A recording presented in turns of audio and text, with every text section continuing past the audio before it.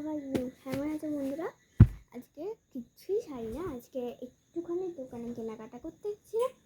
তো সেই দোকানে কেনাকাটা করার সময় যা যা কিছু কিনেছি আজকে সব কিছুই দেখাবো। তারা একটু ঠিক করে নিই। ফার্স্ট হচ্ছে তিনটে মা শাড়ি কিনেছে, তো তিনটে শাড়ি আমি দেখাবো। এই হচ্ছে ফার্স্ট শাড়ি, যেটা আমাদের মাসিকে দেওয়া হবে।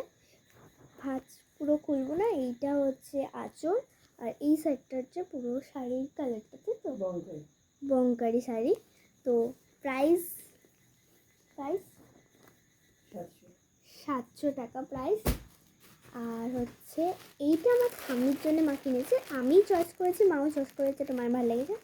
গোল্ডেন কালারের পার, বাকি সবই গোল্ডেন, আর এই চারটা শুধু গ্রিন।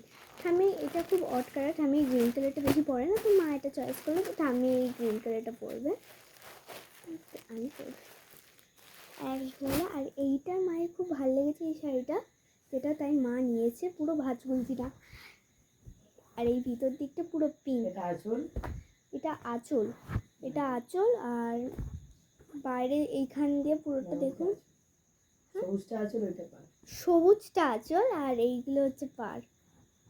এখানে ব্লাউজ পিসটা, এখানে ভিতরে ব্লাউজ পিস আছে।